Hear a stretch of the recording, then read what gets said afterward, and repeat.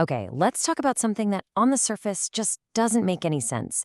India's airline market. It's one of the fastest growing in the world. People are flying like never before, and yet airlines keep going bust. How is that possible?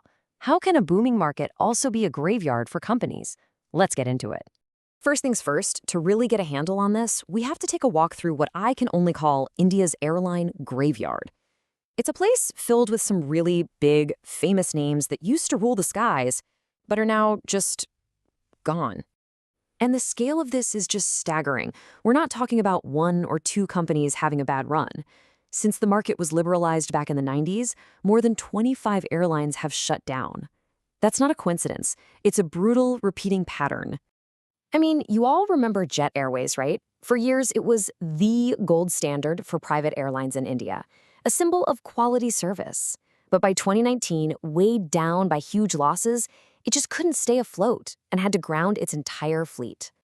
And of course, who could ever forget the whole Kingfisher Airlines saga? That collapse was even earlier, back in 2012, when its license got pulled. The financial pressure just became completely unbearable.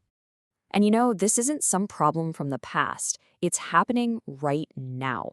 Look at Go First. They filed for bankruptcy in 2023, and just this year, the court ordered its liquidation. Another one bites the dust. The list just goes on and on. Air Deccan, the original low-cost pioneer, Air Costa, so many others have met the exact same fate. This isn't just a series of unlucky accidents. It's a sign of a deeply troubled system. So the obvious first thought is, well, maybe people just aren't flying enough. And that's where this whole thing gets really weird, because the problem isn't a lack of customers. Not at all. The demand is absolutely booming. Just look at these numbers. It's wild. Before 2014, India had about 104 million domestic passengers.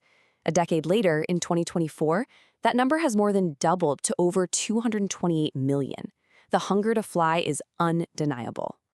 Which brings us right back to the central mystery we're trying to solve. If the planes are full of people, why are the airlines' bank accounts empty? Well, the answer shows us that running an airline isn't really about demand at all. It's a cost game, a brutal, relentless, high-stakes cost game. And in India, that game is played on the highest difficulty setting. The financial pressures are just immense. You see, airlines get squeezed from every direction. The price of jet fuel is sky high, thanks to heavy taxes and the whims of global oil markets. Then you've got massive airport charges, plus the constant, never-ending cost of leasing and maintaining the aircraft. It's a perfect storm of expenses. And here's the real kicker. Even with all those insane costs, airlines can't just raise ticket prices. Why? Because India is an incredibly price-sensitive market.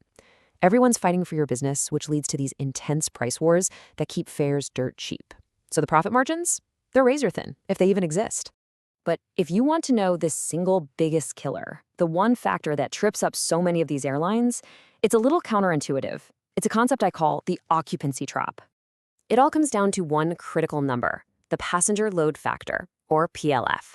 It's a really simple idea. It's just the percentage of seats on your planes that you've actually sold. And believe me, that single number is the difference between life and death for an airline. So here's how the trap works.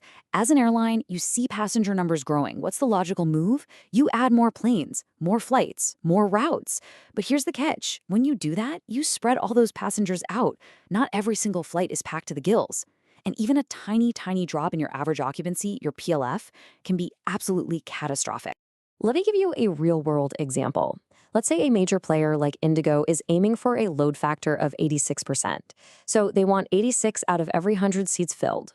But because of all the competition, they only hit 85%. You're thinking, so what? It's just 1%, right? Oh, it's a huge deal. That 1% drop can blow a 9.4 billion rupee hole in their revenue. Why so big? Because an airline's costs are basically fixed.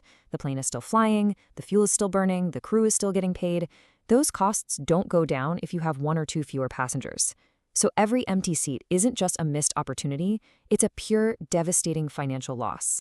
So if the game is this rigged, how does anyone actually win? How do some airlines manage to survive and even thrive in this brutal environment? Well, it turns out there are two very different playbooks for success. On one hand, you've got IndiGo. They're the lean machine. They won by throwing glamour out the window. They use just one type of aircraft to make maintenance simple and cheap. They turn their planes around at the gate with lightning speed. And they are absolutely ruthless about controlling every single cost. Then, on the other hand, you have Air India. Their path to survival wasn't about efficiency. It was a total reset.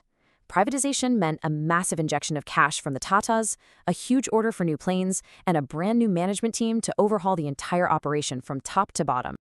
And that leaves us with one last really interesting question to chew on.